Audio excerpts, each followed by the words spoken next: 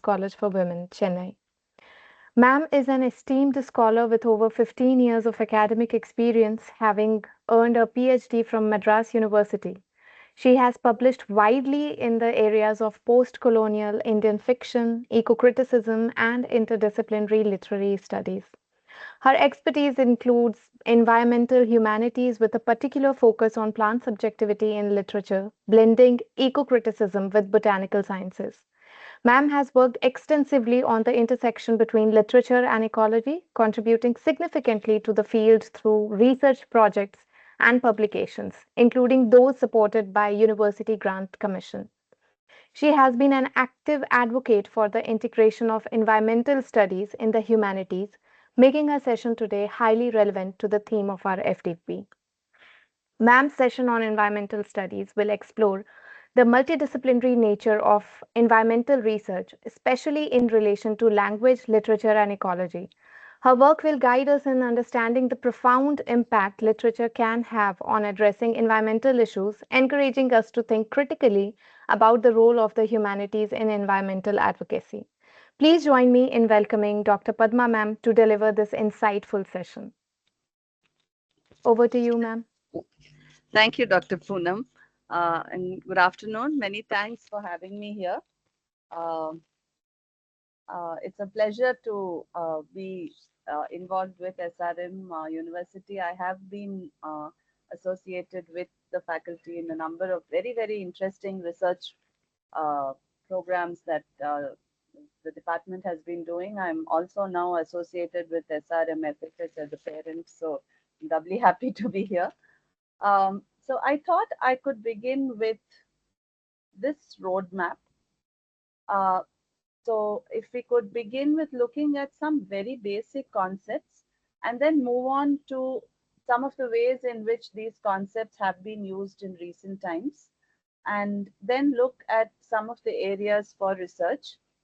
I do understand that the concepts may be perhaps extremely basic, and I also understand that almost all the participants are teachers of literature, which means that at some point or the other, all of us would have taught eco literature or green literature or environmental literature, as our colleges and universities may call it.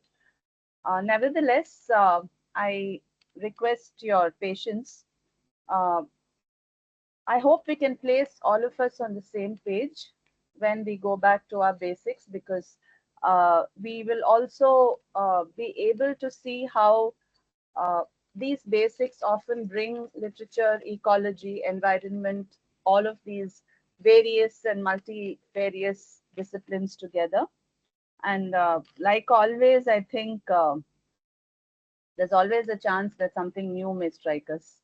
So with that, I'd like to start off by stressing that when we bring environment and literature together, what we are doing is a heavily interdisciplinary enterprise. Uh, we are not only bringing environment, we are also bringing ecological studies. And ecological studies and environmental studies are by themselves interdisciplinary studies. Literary studies is the third vertex in this triangle. So we are bringing a lot of interdisciplinary work to bear upon us here. And exactly how interdisciplinary this is, I hope will become clearer, and I hope we will also begin to appreciate the amount of interdisciplinary work we have all been doing in this field as we move on. There are actually a number of names given to this coming together of environmental studies / ecological studies and literary studies. And I think many of us are from different colleges and different universities. Today, I think it has become almost a norm to have one paper on eco-criticism or eco-literature. Apart from that one paper that University Grants Commission insists we do, that paper on environmental studies. So this paper on eco-literature, I think all of us will have called it by different names, which itself is a marker of the many the problem with the nomenclature. So some of us may be calling it green literature, some of us eco-criticism, environmental literature, eco-literature, eco-literary studies, and so on and so forth. This is not to claim that all of them are synonymous with each other. There are, of course, minor and possibly extremely nuanced differences between all of them, which I'm sure we would have appreciated when we were doing our reading up for this for this paper when we teach them. But nevertheless, what is common is that this is an intersectional space, and it's an intersectional space that considers the different ways in which literary studies has engaged and continues to engage with the non-human world. I'm using the word literary studies and not just literature because we're looking both at critical literature and creative literature and the ways in which each has fed into the other. In a way, it's also true that the more eco criticism as a critical enterprise has gained favor, the more creative literature is finding space to discuss issues related with environment and ecology. Of course, when it comes to the human world, literary studies has always dealt with the human world. So if you could just remember the amount of time and energy we've spent on discussing characterization and character sketches and the amount of paper our students have spent on writing character studies and character sketches, we would realize that. We have actually speaking for a long time also studied to a considerable extent the connection between the literary and the non-human world. For example, we can't do and never have been able to do any study on the romantic poets without bringing in their love for nature and the way in which nature has been represented in romantic poetry and romantic literature generally. The same is true, for example, of the American transcendentalists, or even for a much later 20th century novel like, I'm just from the top of my head, I can think of Old Man and the Sea. Nevertheless, despite the fact that we've been doing this for a very long time, what environmental studies slash eco literature slash green literature slash eco criticism has tried to do is something slightly different. It's not we're no longer just looking at how nature is represented.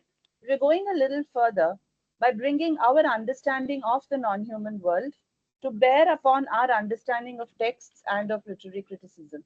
But when I say our understanding of the non-human world, I think we need to also remember, and I think you all of us would accept that when we do a paper on eco criticism or eco literature or any paper related to this, uh, we don't only depend on secondary material in the form of books.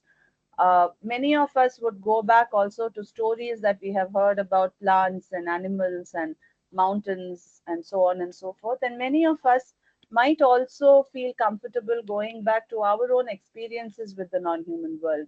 So when we say our understanding of the non-human world, it in a way encompasses all this, and this is very central because uh, one of the criticisms against eco-criticism is that it asks you to give up what has made you comfortable.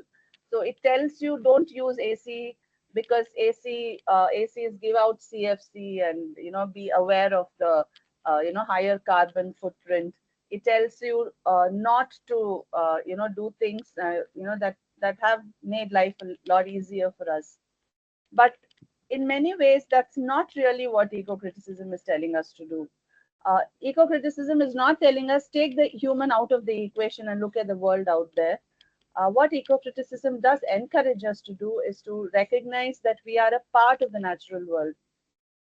So we may need to change the way in which we phrase sentences or phrases. For example, uh, when the poet went out into nature, the poet learned ABC is probably not a very eco-conscious sentence because you don't really go out into nature, whether you're in the city or the village or a farm or a park or an outer space, you are in nature. So how do you relate to the non-human world of which you are always a part? I mean, I think if you just take a moment and look around you, you will notice that uh, so many things on you, your clothes maybe, to the chairs you're sitting on, so much comes, for example, from plants. We can't really live without plants at all. So, and we are so conditioned to not noticing plants that there is actually a term for it called plant blindness. So when we bring our understanding of the natural world into this, we're also bringing our experience of the natural world. And that is an important aspect of eco literature, eco criticism, because it is a very material form of criticism. We are not uh, we're not going to look at the natural world and say this is a text that is created by language and leave it at that. If there is a materiality to the natural world, and uh, materiality to us as well. So when we respond to the natural world, we respond through, we respond with our bodies. So the human body itself needs to be reconsidered in a slightly more positive light. The female body particularly will need to be reconsidered in an equally positive light, because we also have a very thriving school of ecofeminism. So with that, uh, we should also recognize something else. There is no one method that eco-criticism uses. It's a hugely heterogeneous field of study. Uh, you may have studies that go back to older texts like maybe the Romantics or even to Shakespeare, and look at how literature in that period has dealt with the non-human world. We may have studies examining the role of the activist in literature, which is an important part of eco literature or environmental literature, because it's not a field that is cut away from reality. There is an activist element associated with it, which we may or may not choose to bring into our curriculum, but nevertheless, it is part of it. Some others might choose to look at the mystical power of the natural world over us.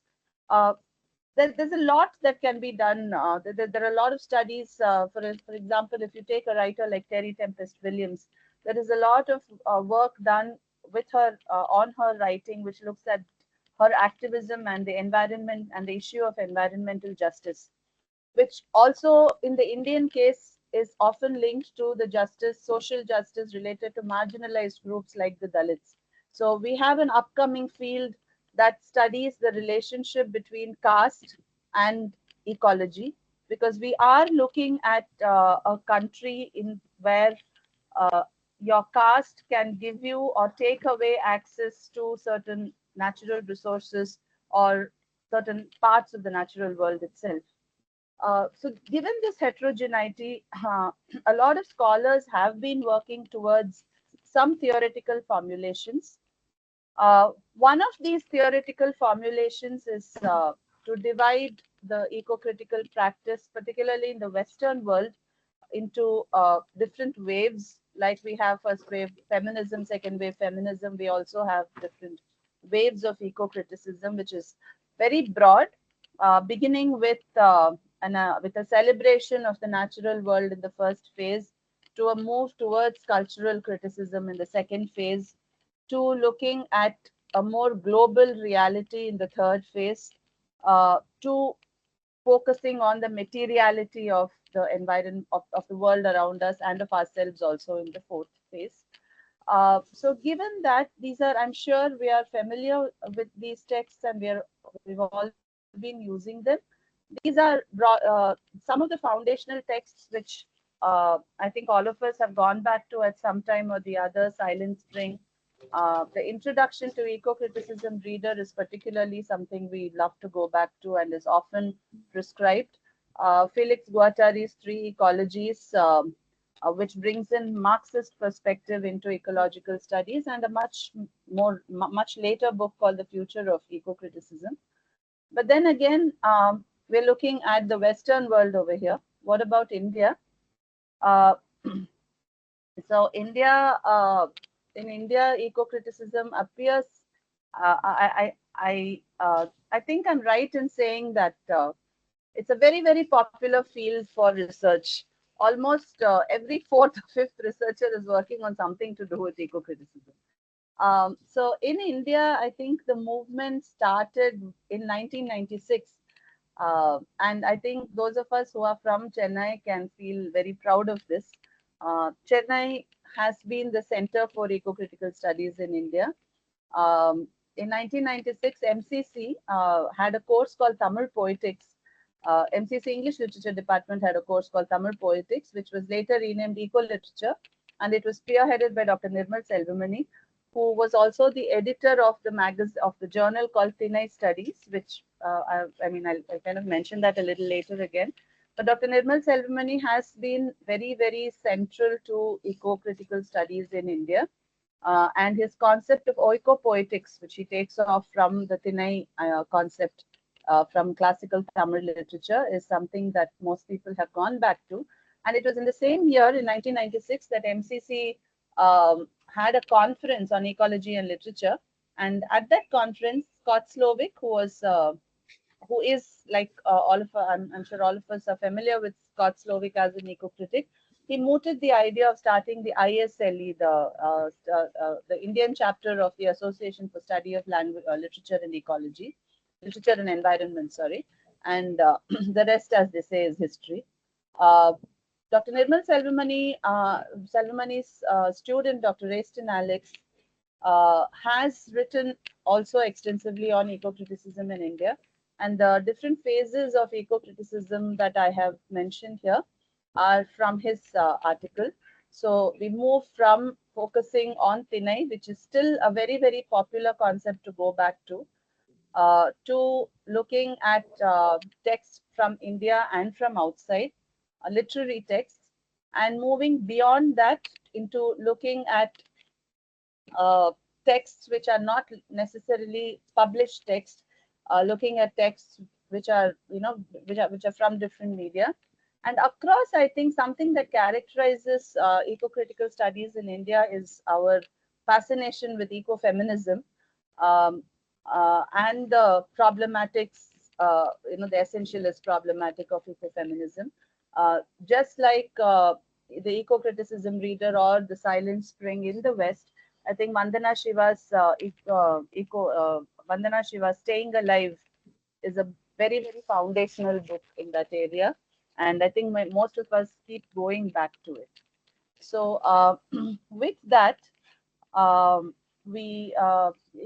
we can move to some of the very basic ideas and concepts. Uh, Eco literature is sometimes called environmental literature, but this may kind of make us look at environment and ecology as synonymous with each other, but of course they are vastly different. The word environment usually involves the totality of the surrounding conditions, whereas ecology, on the other hand, focuses on the interactions between different components. So when we are talking about environment, there is an amount of description that is involved over there. Whereas when we are describing ecology, there is a certain amount of interaction. And this interaction and description also has a lot to do with the position of the writer, the creative writer or the critic. Because if you're looking at environment, you place yourself, it is possible for you to place yourself outside that environment and talk about it. Whereas when you're looking at ecology, you're part of the system. So there is a very nuanced difference between environmental literature and eco literature. The literature that celebrates interaction, particularly interaction between, not just between human and non-human, but even more nuanced interactions between two different non-human parts of the world. For instance, I will be showing this poem to you. It's one of my favorite poems, a poem that celebrates the flowers' interaction with the bees, because the bees are the pollinating vector of that flower, or the interaction of the soil with the wind. So these are all interactions that come to the fore when we talk about ecology, and that is why interaction and dynamism become very important themes when we study literature from an eco-critical perspective. Whereas when we are looking at a text as an environmental text, we need not that we should not, but need not focus so much on the interactions. The other one is our distinction between the living and the non-living. These are the distinctions we learn often in our, I think, in our first standard or second standard. Implied in this distinction between the living and non-living is a hierarchy. So this hierarchy becomes manifest in many ways. The living is usually seen as more as higher up than the non-living. So anything that can eat or breathe or move or is sentient that has intelligence is usually seen as living, and the non-living is seen as the opposite of that. Uh, Again, there is a hierarchy within the living, with plants occupying the lower rungs and human beings occupying the higher rungs. Again, this hierarchy is based on sentience. It is based on our ideas of intelligence. But like we mentioned earlier, in the fourth wave of eco-criticism, we are challenging these dichotomies. So we are not only saying that living and non-living is rather an artificial, they're both artificial constructs. We are also saying that there is a greater interdependence between the living and non-living, and that we cannot talk about the non-living without talking about the living. And that for a living being to be living, so to speak, you need the non-living. So one of the questions that one of our teachers loved to ask was, is water living or non-living? And we say, of course, water is non-living. But then the next question would be, try living without water. It's a very basic question, but it does alert us to the fact that we are not islands. I mean, you can't completely distinguish between the two, which also brings us to the question of, where does language fit in? Right? We are all using language to write literature. Poetry is written using language. Criticism is written using language. And the language we use is human language. I mean, I simply can't write bow, wow, wow, wow, and claim it to be a part of eco-criticism, right? So if that's the case, then our language is, I mean, that's a given. We are starting with that. Well, not a problem, not a challenge, but well, that's a fact. Our language is human language. So, and this is something that Lawrence Buell constantly reiterates. You cannot claim to talk for nature. You do not have access to record nature's language. You can maybe understand. I mean, many of us probably have pets at home, and I know that we get very, very creative when we are talking to our pets, and our pets get equally creative talking to us. But we cannot write in their language. So we are starting with this. So how do we overcome the limitations placed on human language because of the fact that it is human language? Which brings us to the next point. This is something all of us love to hate. Uh, when we say eco-criticism, the first villain is anthropocentrism, sometimes called anthropocentrism. At a very basic level, it's just a philosophy that looks at the human person as the pinnacle of creation. Uh, there are a lot of wheels within wheels, because this human person is often the male person. So it's not just anthropocentrism, it also becomes androcentrism. Just now, a few seconds before I logged in, I was just scrolling through Instagram, and I found this page that told us that uh, female cells have the ability to create a certain kind of antibodies which can attack the infection, I mean, cells causing infection. And that women's bodies have the ability to fight it a lot more, which is probably why women have less infection, and therefore we call it more immunity. But at the same time, women are more prone to autoimmune diseases. And this was an article by a doctor in Harvard who said that it's taken us so long to figure this out because tests and medical tests are usually done with the male person, with the male body. So it becomes a little difficult for us to understand the differences. So when we say anthropocentrism, it's also to some extent androcentrism, but I don't think we also recognize how much it has kind of seeped into our everyday living. So our language is, of course, we can't escape the fact that our language is human language, but we can try to avoid the androcentric bias of our language. For instance, nowadays we keep telling each other, go right, go left, when we give directions. Technically speaking, right and left are, they depend on where you're standing. Then my right is your left. Uh, in traditional cultures, you did not tell people to go right or left. You used the eight cardinal directions. Of course, the eight cardinal directions are also a human construct, but at least the human person is out of the equation. Actually speaking, directions get clearer when we move out of that. Or, for instance, when we use a word like natural resources, right? Natural resources is something we use day in and day out, but it's a very problematic term. It's a resource for whom? And when we say resources, the implication is that we can tap into those resources. But tapping into those resources can be a very violent act. Uh, so, how are we going to deal with this language? Um, Similarly, our religious worldviews, our economic and political narratives. I'll just give you one example. I'm sure you can think of a lot more. Our ideas of development are very human centered. Uh, Building of greater cities, building of skyscrapers, more technology, all of those are markers of development. But in that development, what are we losing out? How many species are we, uh, you know, are we displacing? Not humans, not humans. I mean, we've been doing that as well. But is there a possibility? This is not to say that we shouldn't have development, which is why I started by saying eco-criticism doesn't say don't take what it doesn't tell you that don't have comforts. What it does ask us to do is to look at a third possible creative way of dealing with it. I think a good place to go to would be Bhutan, because in Bhutan, of course, they were famous for having come up with the idea of happiness index as against GNP and GDP that we have as a marker of development.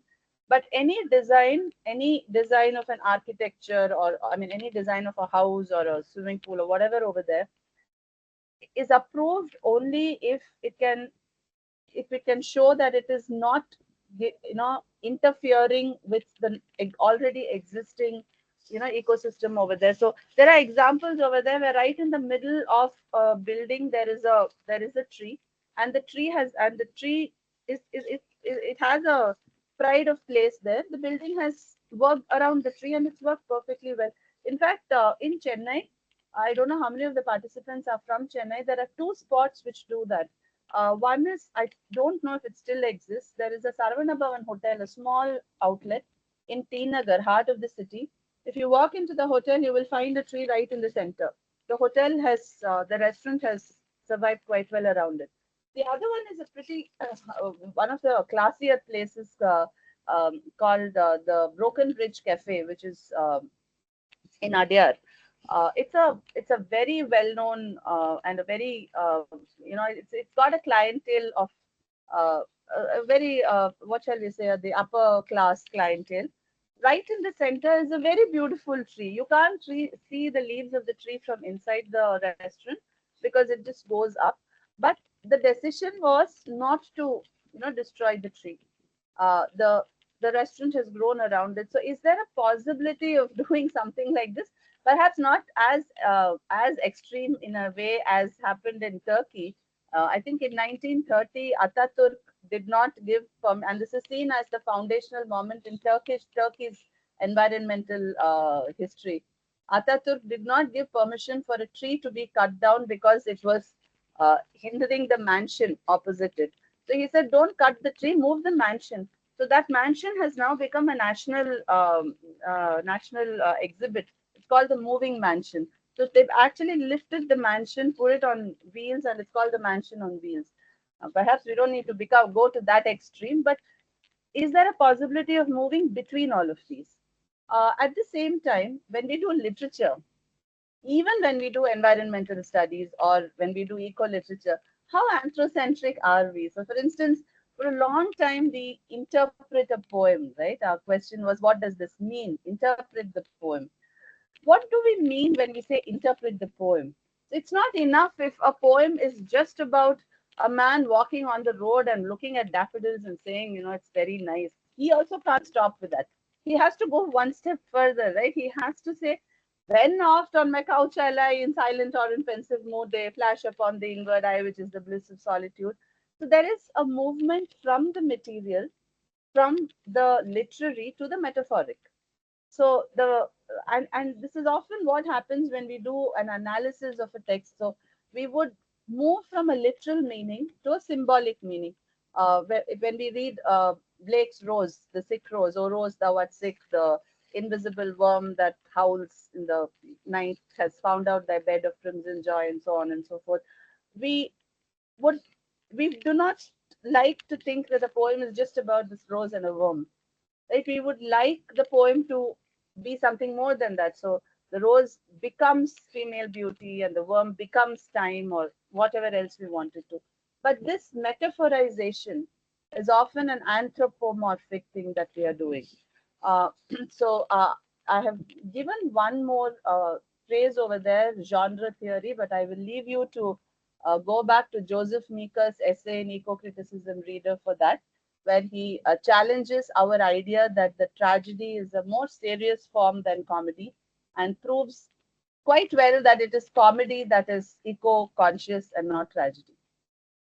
Okay.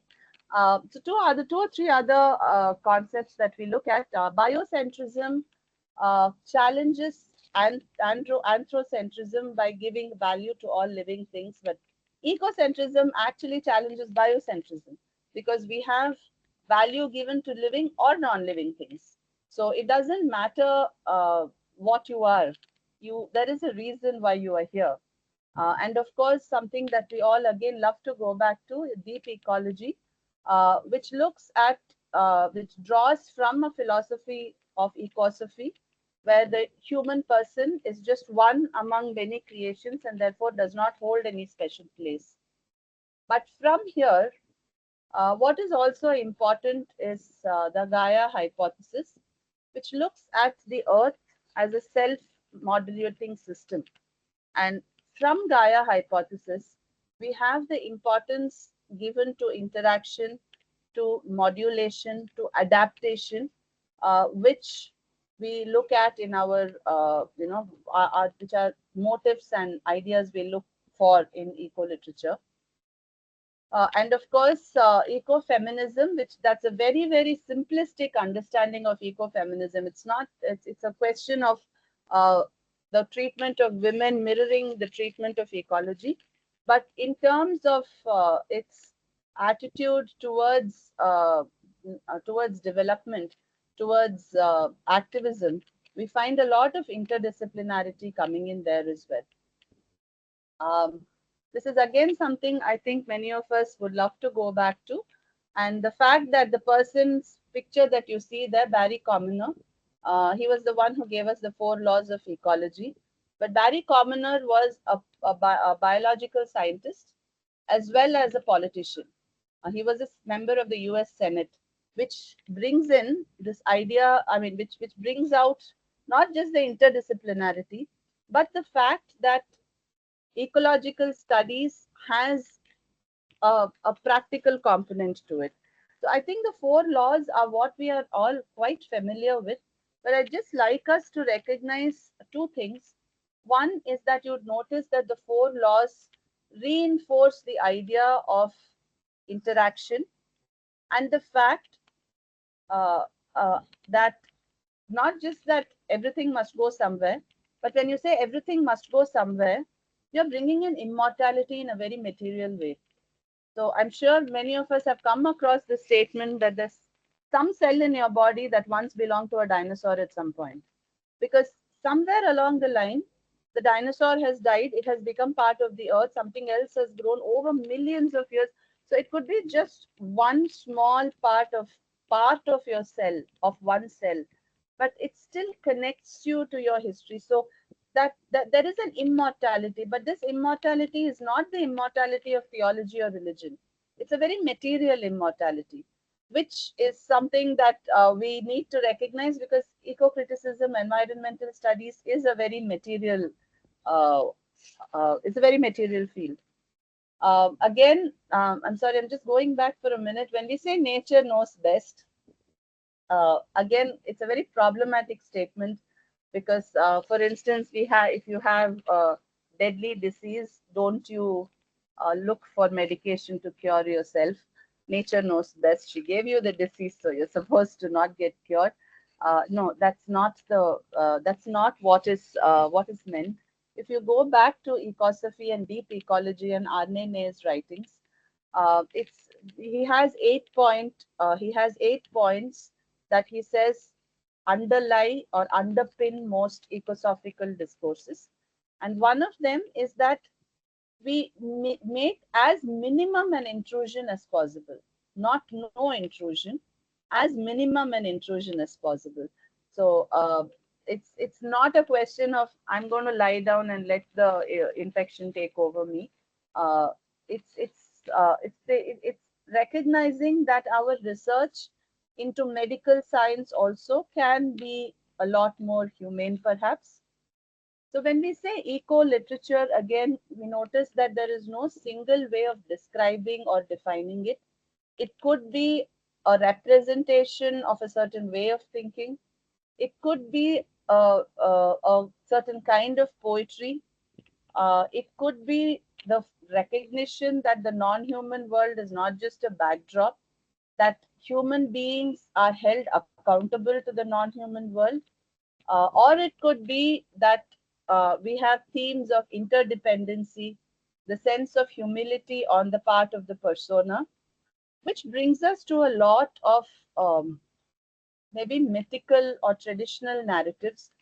Whom do we associate as a hero, right? Even in our cinema, we will find definitely some fight scenes where the hero just hits the villains left, right, and center. If you take your focus away from the hero, look at around the hero and see how much is destroyed. What do you associate with the hero? There are many scenes in films where heroes leave the taps open. It leads to a waste of water resources, though the word resource is problematic. We also have stories. A classic example would be the story of Hanuman, who lifted the entire mountain, the Sanjeevani mountain, to where Rama was, so that Lakshmana could be, healed. Uh, what happens to that ecosystem? The ecosystem from where he took it. So what we have also is an extension of the story. More recent versions of the story tell us that once that herb was taken, Hanuman took the mountain and placed it back in its original ecosystem. So our narratives are also changing. We are recognizing that when we say something is, when we recognize that something is not as eco-conscious as we would like it to be, we are changing our narratives, which speaks volumes about our adaptability. The other example, of course, would be from when we do Paradise Lost or when we do the Bible in some other class. The question of, if God didn't want Adam and Eve to eat of that fruit, why did God put that fruit over there? Not everything in the world is meant for human beings. There are lots of things in the world that are absolutely downright toxic to us, and we wouldn't think twice before leaving them away. We're not going to jump into a patch of poison ivy because we know it's dangerous to us. So the what Adam and Eve did, and we can see this working very beautifully when we do Paradise Lost. It's not just a question of disobedience. It's also a question of exploitation of resources. That was something meant for another species. We do not know all the answers, right? So if we could, this is something that eco literature would encourage us to ask. So these are the questions. So what is the central point of view of the text? Is it anthrocentric? Is it androcentric? Is it biocentric? Does the text portray interactions between different elements of creation? Does it portray adaptation and change? And this is where you will notice Joseph Meeker's essay becomes interesting and useful. In a comedy, there is always adaptation. The social structure changes, if ever so mildly. Characters change their points of view. There's a sudden change. As you like it, the brother just changes overnight like that. This is like a Tamil cinema, no, in older films when Nambiar used to be the villain. There, he'll just look at the twin MGRs in Enga Veettu Pillai, and he'll suddenly change. There's this sitar music in the background, and he changes. So the form becomes a comedy. So there is the possibility of change. There is the possibility of adaptation. Tragedy does not allow for that change. Hamlet never changes. He keeps asking and asking and talking, but he never changes. Uh, is the natural world just a background in the text? And equally importantly, what literary devices does the text use? So just a few examples to go with this. This is this is an exercise I've done a lot in class, and I would be very happy if you could also try this out.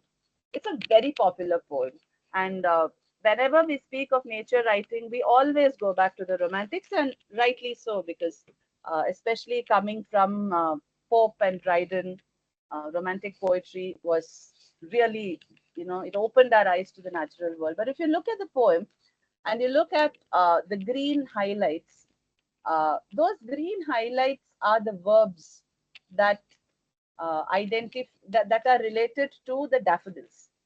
Right? One way in which we can see the role of the natural world in a poem, especially if it's a short poem like this, is to identify the verbs in the poem and to look at who performs the action in the verb. Uh, if you notice, there are only 1, 2, 3, 4, 5 that are performed uh, the the daffodils.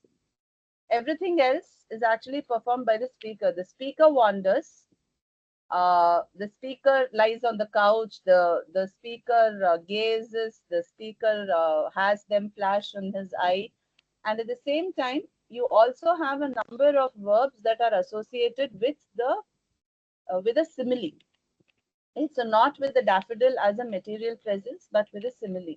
Now, this is something that has encouraged uh, other poets and critics like, say, Denis Levertov to recognize that for all its nature-centeredness, romantic poetry is still very androcentric. It still focuses on the poet, not on the non-human world. It focuses on the impact that the daffodils have on the poet. But what impact did the poet have on the daffodils? That interaction is not foregrounded. For example, if you look through the poem, I think I don't know if we grow daffodils in India. I don't think so. But if you look at the poem, you really don't get to know much about the daffodils. You get to know a lot about the poet, but we don't know, except that the daffodils are golden in color. We don't know how many petals they have. We don't know, what color the pollen is. We don't know whether it's a tree or a plant or a bush. We don't know anything of the sort.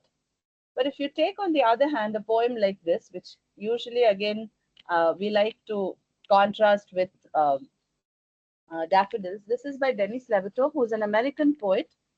Um, this is about a very interesting flower called the allium, which he says they look like drumsticks, so nobody writes about them. But if you actually read the poem, you'll notice we get to know a lot, because there is a purposeful stem ending in a globe, which looks like a doomed umbil. The flowers are bouquet of miniature florets. Each one has 6 elfin-pointed petals, and there are some narrower ones that my eyes aren't sharp enough to see. There are 3 stamens, and again, stamen is, although a common word, it is still a word from the botanical register. Every root sends up a sheaf of sturdy, rich stems. Uh, we don't care for the allium, but the bees care for it. Bees are the pollinators. But if you look at it, you'll notice the wealth of description we get about that flower. And if you notice, the persona, the speaking person, is not anywhere, it's not intrusive at all. The speaking person is just standing outside. The speaking voice is standing outside and observing it. And at one point, she's very humble. No? She says, "My eyes aren't sharp enough to notice how many little florets are there." So that if you recall the characteristics of eco poetry, one was that sense of humility, because it does require us to recognize we don't have all the answers. We may not ever know all the answers. We may not be able to see everything at one go. We are a little finite. We are very finite. And so this is a very different kind of poem. Another one, again by Denis Levertov, is a poem called The Tree Telling of Orpheus. And I think we'd all remember Orpheus was the guy who was a very good musician. He sang. And when he's searching for his wife, there is one bit which tells us that he sat under a tree. Uh, Now, this is that tree talking. And it is the tree who's describing Orpheus. But if you notice, the tree is describing Orpheus in the tree's terms. It seems he was a man. He had two moving stems, which are his hands. The arm branches, flexible with five leafless twigs are fingers. And the head that's crowned with a brown of gold grass, his hair. A face not like the beaked face of a bird, more like a flower. So the beaked face of a bird is probably not something the tree would like, because uh, for any number of reasons, right? And unlike the wind's voice, uh, it had no need of our leaves and branches to complete its sound, right? So, which tells us two things. It tells us something about Orpheus's music, but it also tells us something about how the leaves and the branches move and create music, which, if you recall, will connect to Jagdish Chandra Bose's experiments on plant consciousness and the question of how plants respond to music. I would like to bring to your notice that Jagdish Chandra Bose was the first person to even ask that question. And the fact that there was no instrument that he had in order to gauge or plot the plant's response to music. Now, again, in science studies and botanical studies, there is this question of what was it that allowed Bose to ask that question and nobody before him. So when we do poetry that focuses on plants, these are questions that would be good if we did ask. Um, Again, when we look at some thematic concerns, I already mentioned adaptation as a thematic concern, and particularly with respect to genre. Permit me to go back to Joseph Meeker. Joseph Meeker's idea is this. He has a very interesting story. So assume that there is, this is during the Industrial Revolution in England. Assume there is a tree with a bug or I think it's a beetle, uh, which is orange in color. That beetle is orange in color, and the beetle lives on that tree. The tree's leaves are also orange in color. So obviously, the tree is providing camouflage for the beetle. Now there is this industrial, and remember the beetle has a very short lifespan. So now the industrial revolution has happened, and the tree has turned black because of the soot that has come from the factories. So now it can no longer provide camouflage to the that bug that beetle. So some of the beetles turn black so that they can adapt and they can still use the tree as camouflage. Now look at what would happen in a tragedy. And a tragedy is essentially one hero, rarely a heroine, one hero against the society. Right? So, what if there was this one beetle that said, "No, orange is my identity. I am not going to change to black. This will take away my identity and my uniqueness and my individuality." The next day, that beetle will be dead. Right? So, this entire idea in tragedy of posing the human and the non-human world against each other, or posing the human against society in general, is not an eco-sensitive way of portraying relationships, because relationships require adaptation, and that is something you find in a comedy, not so much in a tragedy. So adaptation becomes a very interesting theme which is also related to transformation and adjustment. I would like to bring this particular novel to your notice. The W is hidden over there. It is The Whale Rider. It is a novel by a Maori writer called Viti Hemera, and it's a novel which interestingly has three narrators, broadly two narrators with one narrator added in between. One of the narrators is a whale. One of the narrations rather is about a whale.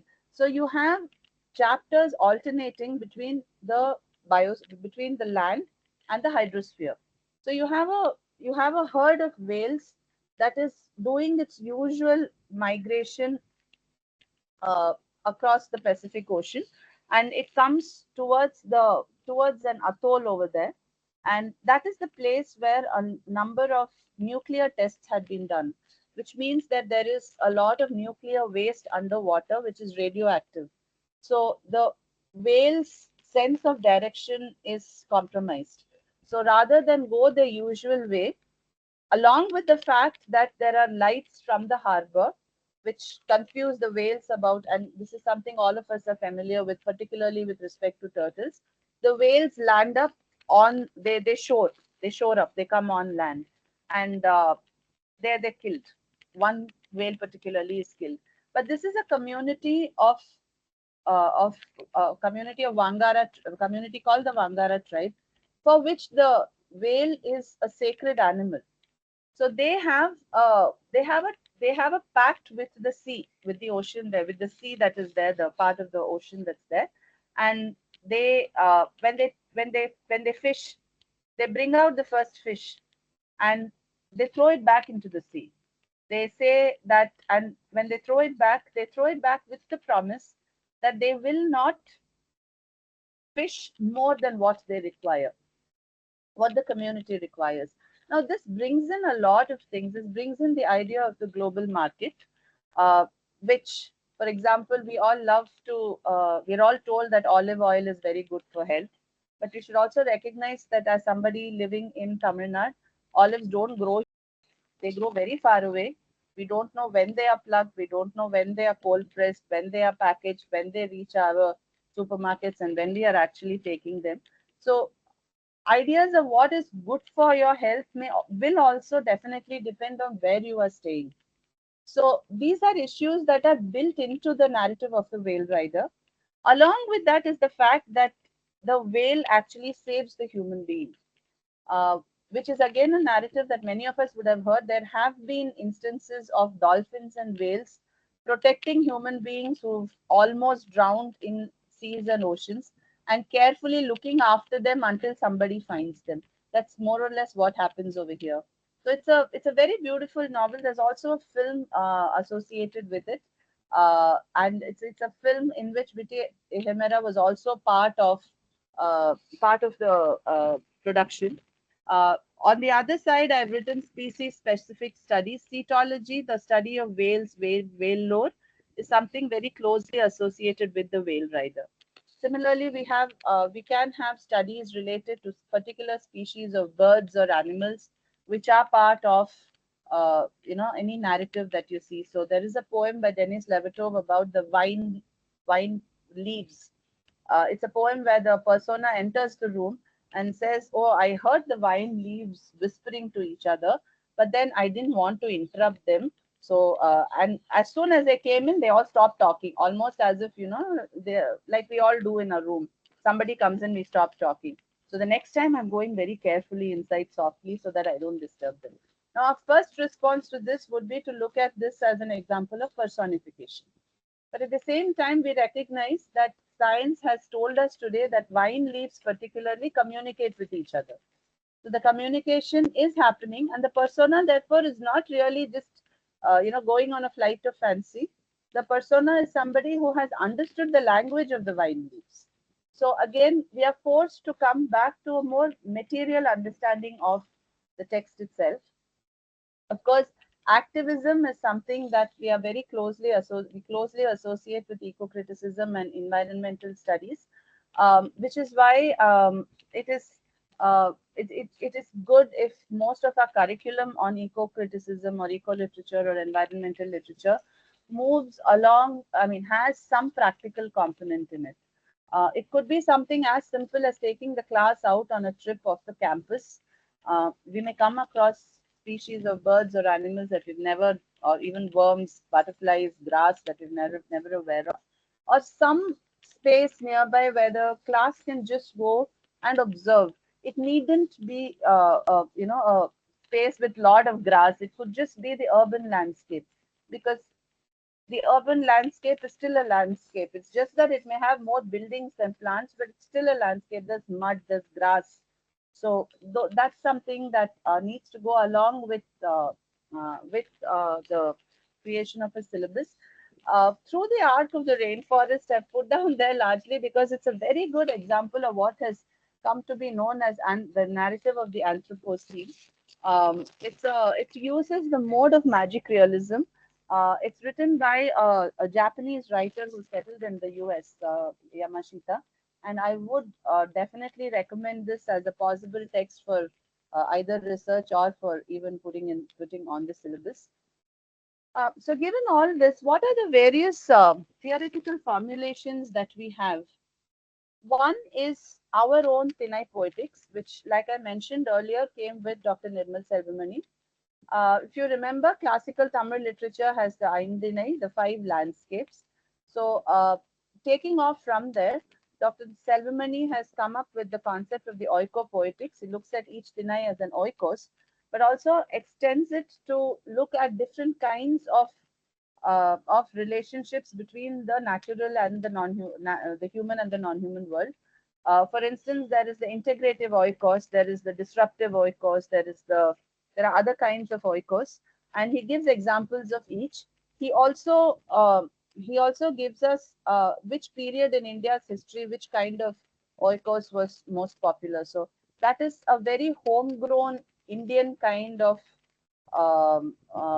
ego criticism that we have, and this is something we can see across the world, particularly in what we have come to call the fourth phase of ego criticism, where we are moving away from the Anglo-American world as the center.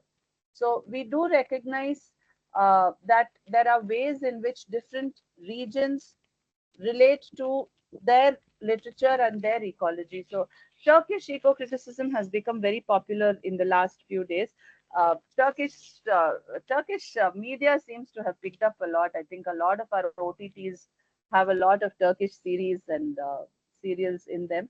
But at the same time, Japanese eco-criticism is also something that has picked up in a big way. Again, we need to remember that what is I mean, our eco-criticism will be dependent upon our ecology. So India, for example, is a peninsula. And perhaps it's not very surprising that poetics came from South India, which is actually the peninsular part of India. And something I picked up from my reading of Rachel Carson, the space where we are sitting in Chennai was once an underwater volcano in the Indian Ocean, which erupted, and the tip of that volcano just came up. So that's where we are all seated now. We don't have any volcanoes in South India now, but Gujarat has volcanoes, and India is a peninsula with two archipelagos on either side. So our response to the natural world would be very different. Just as the response of eco-criticism or environmental activists from Rajasthan would be very different, because the landscape there is very different. Uh, and I think we also recognize that the way in which we use color, the way in which we use our cuisine, all depends on the landscape that we come from. Apart from this, we have post-colonial eco-criticism, which not only looks at, I mean, this is not just looking at post-colonial literature from an eco-critical perspective, but also recognizes that, for example, the, the process of colonization involved a process of ecological dominance. So, when, for example, if you take the Caribbean, there was a kind of biodiversity there that was completely erased by the bringing in of the sugar plantations. And it's not just that the sugar plantations came in. We know from our reading of Homi Bhabha and Gayatri Spivak, this is the sugar that you find in the novels of Jane Austen, where people all sit around and have chai in the evening with the sugar that is put there. That sugar is sugar that comes from the plantation, because somewhere in Jane Austen's novels there is always a character who's gone to the Caribbean. So there is this recognition which is kind of built into the narrative but never told out. So that's something that it's an aspect that we could that which is right for studies. The other, of course, is eco mysticism, which is an extension of mystical literature or bhakti literature, if you want to call it. But again, this actually challenges the idea that our understanding of the divine should be, you know, unmaterial, that it should be, you know, outside of the body. The body becomes a site for experiencing the divine. So we have examples of eco-mystical poetry across religions. If you take, for example, Jayadeva's Gita Govindam has a lot of a lot of descriptions of the garden where the Gopikas are there and Krishna and Radha are there. But you have this very, very intricate interaction between the emotions of Krishna and Radha and the bees, the clove tree, the flowers of the clove tree, and so on and so forth. So that interaction is something you can find woven into this, and you'll find a lot more of this when we look up when we look at a poet like Lal Dhed, the Kashmiri Shaivite saint. You find a lot of this if you look at the poetry of St. Francis of Assisi, who is considered the patron saint of ecology, and a lot of poets in the Christian tradition who have looked at nature not as something to be overcome, but as the material space in which the divine can be experienced. Um, the Anthropocene, of course, is the name given by geologists to the current period, geological era, because well, frankly, we have interfered too much with it, and we have caused it to change in too many ways. It's not a very positive term, Anthropocene, but the narrative of the Anthropocene is something that is becoming very, very popular these days, along with climate fiction.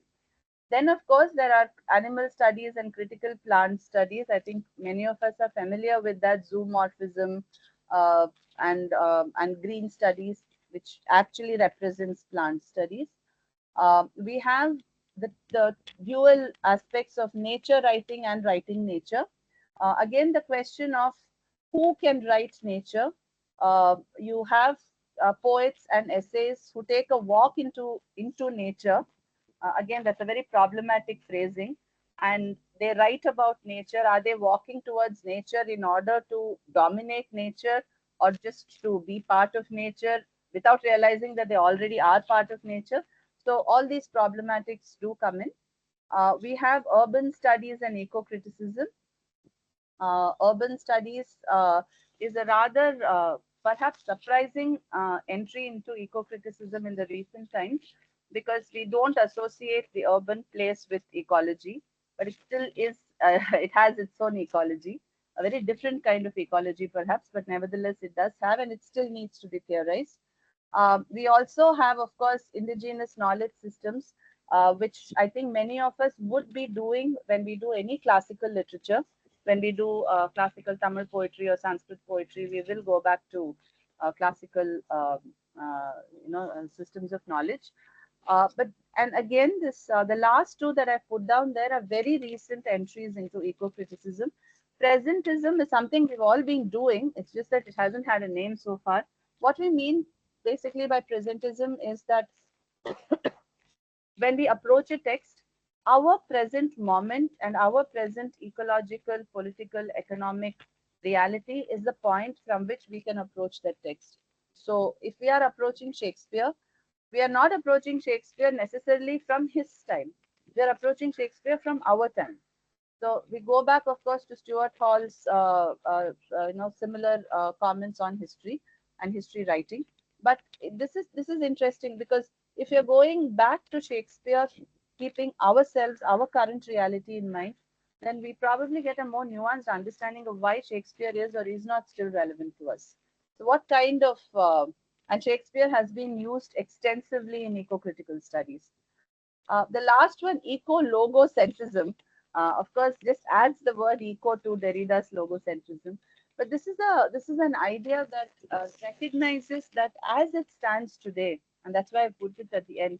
As it stands today, eco-critical studies is too amorphous a field. We generally tend to look at environmental justice as a separate unit. We tend to look at caste as a separate unit. We tend to look at plant studies as a separate unit.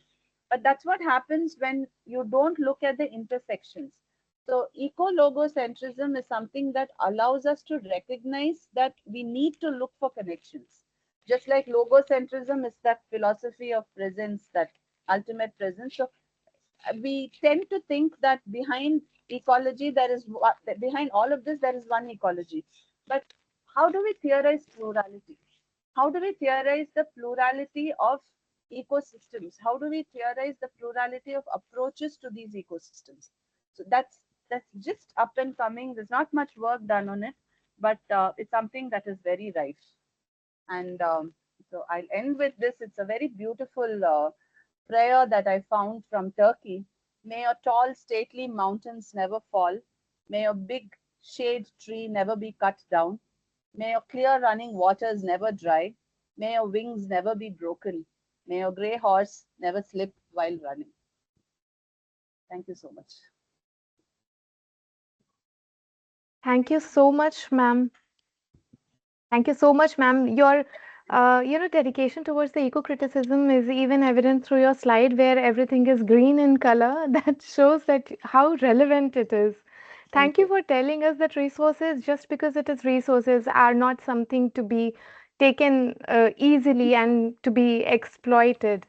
Your deep insight into the intersection of literature, ecology, and environmental advocacy have truly enriched our understanding of the role the humanities have to play in addressing the contemporary environmental challenges.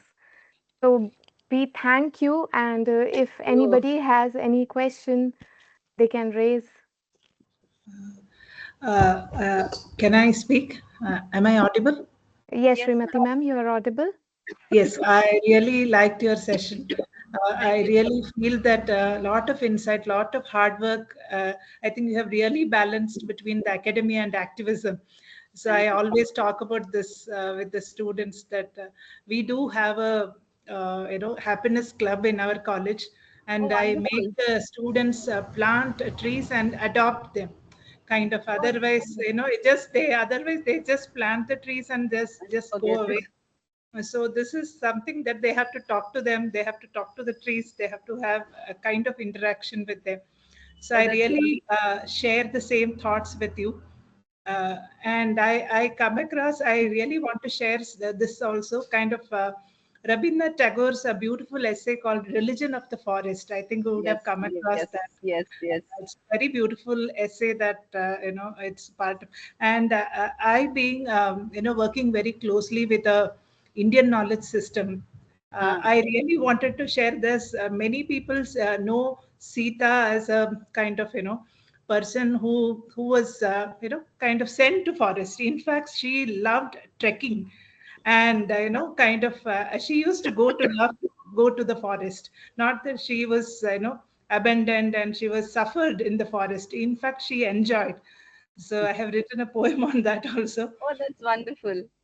So I really feel that the narratives have to be looked at from the original text also. They have to go back to the original text, Yes, where more of, I would rather say Ramayana, when you look at it, it's more like an ethnographic description than the kind of the narratives, how it is interpreted. I think this, particularly Kamba Ramayanam is more so than yes. the Valmiki Ramayanam or Mm. Ramcharitamani's. Yeah, there are more insights. Like I remember this also, like Hanuman, you were talking about Hanuman. The first thing that he regretted that why did he burn Lanka? Why did I Yes, use my kind of so this is something very this narratives really help us to go back and be a part of the nature, I feel. We are that. yes. Anyway, very nice, very Thank nice. I you. really enjoyed your session. Thank you Thank Thank you. you so much. for that sharing, Srimati ma'am. Because of the time constraints, we won't be able to take further questions. But with ma'am's permission, I will give you the email ID. You can Yes, always feel free to not a write problem. to her. Anytime. Yeah. Yeah, sure, sure. Thank Thank you so you. much. Thank you, ma'am. So, as we approach the valedictory function, it is truly remarkable to reflect on how this faculty development program has brought together educators, scholars, and researchers from diverse disciplines, fostering an environment of collaboration, knowledge sharing, and innovative thinking. Over the past 6 days, we have explored a wide range of topics that bridge literature, language, and multidisciplinary research, creating a dynamic platform for academic growth and global collaboration. To summarize the highlights and key outcome of this enriching event, I now invite Dr. A. Punguri to present the FDP report. Good afternoon, everyone. It's my honor to present the report on the 6-day online faculty development program titled Envisioning the Future Multidisciplinary Approaches in Research on Languages and Literatures, organized by the Department of English and Foreign Languages, SRMIST. This FDP held from started on 2nd December until date, brought together the educators and researchers of various disciplines to collaborate on innovative approaches to languages and literature studies.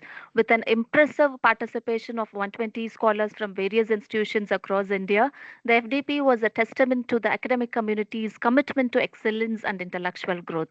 The inaugural session began with the invocation and welcome address by Dr. L. Kavita Naya, head of the Department of EFL. Her vision and highlighted the importance of interdisciplinary research in addressing global challenges. The inaugural address by Dr. John Thiruvadigal, chairperson of School of Applied Sciences at SRM IST, set the tone for the week of enriching discussions and intellectual engagement. Throughout the FDP, a series of sessions were conducted by esteemed resource persons covering diverse themes such as language and literature, research and publication, medical humanities, legal scholarship, integrating language and literature research into educational pedagogy, design thinking, feminist research methodologies, digital humanities, film studies, and environmental studies. Eminent speakers provided participants with valuable insights into the interconnectedness of various fields and the evolving landscape of academic research. Each session was met with the active participation, thought provoking discussions, and engaging QA sessions, demonstrating the participants' enthusiasm and commitment to learning. The program also provided an excellent platform for networking and collaboration, encouraging participants to adopt interdisciplinary approaches in their teaching and research practices. We thank all the contributors for making this FDP a resounding success, and we look forward to continuing the spirit of collaboration and intellectual growth. Thank you all. Thank you. Thank you, Dr. A. Punguri, for the insightful FDP report that beautifully encapsulates the success and key takeaway from the enriching program. As we move further in this event, it is my honor to invite Professor B. Napoleon Sir, the Dean of Research at SRM Institute of Science and Technology, to deliver the valedictory address. Sir is an esteemed academic leader with extensive experience in research, innovation, and academic management. His leadership has played a significant role in advancing colleges' research initiatives and fostering a culture of excellence in education. Sir's address will offer a reflective overview of the FDP's impact, its alignment with SRMIST's mission, and the importance of multidisciplinary collaboration in advancing research in languages and literature. We are privileged to have him with us to officially conclude this inspiring event. Please join me in welcoming Professor B. Napoleon, sir, and a humble request to switch on your camera for a few screenshots. Oh, it is already switched on. Is it? Can you able to see me? Sir, we can see you. So good afternoon to everybody. I'm happy to know as well as congratulate organizer, especially Dr. Kavita Nair, Professor and Head of the Department of English and Foreign Languages, for organizing the 6-day online faculty development program on envisioning the future multidisciplinary approaches in research in languages and literature from 2nd to 7th December. I think so most of people might have enjoyed listening to it one. I was wondering what is a multidisciplinary approach in the languages and literature. Since I am from science background, I can understand biomedical